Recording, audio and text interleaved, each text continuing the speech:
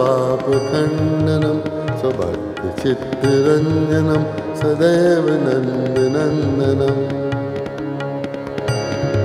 सुपिच्छगुच्छमस्तकं सुनादवेणुहस्तकम् अनङ्गरङ्गसागरं नमामि कृष्णनागरम्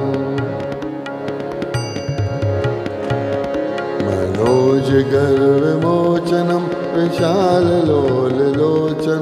विधूतगोपशोचनं नमामि पद्मलोचनम् अरविन्दमधुरं स्मृतावलोकसुन्दरं महेन्द्रमानदारणं नमामि कृष्णवारणम्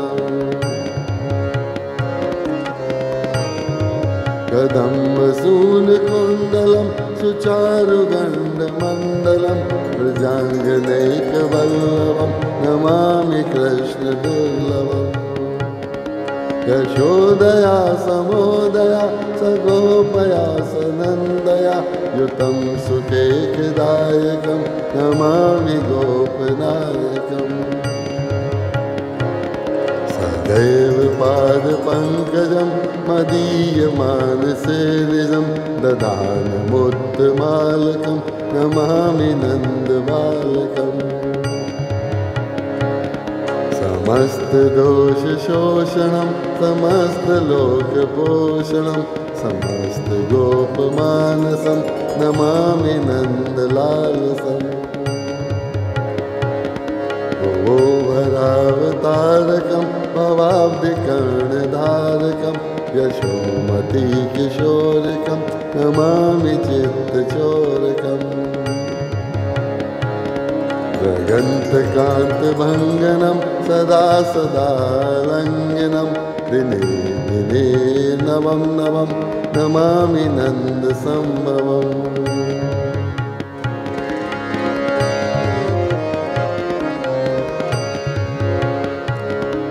गुणाकरं सुखाकरं कृपाकरं कृपापरं सुदेशलिङ्गनन्दनं नमामि गोपनन्दनम्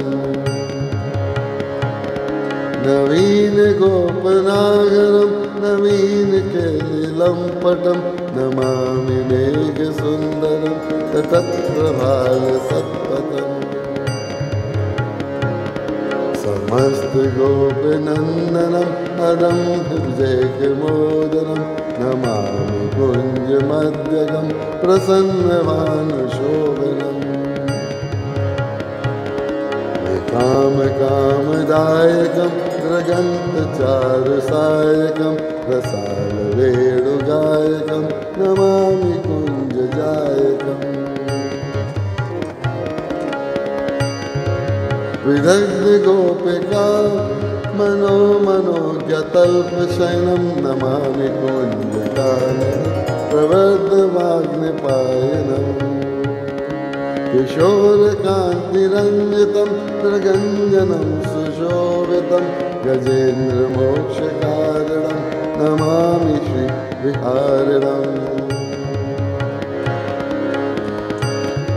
यथा तथा सदैव कृष्ण सत्कथा मया सदैव गीयतां तथा कृपा विधायतम्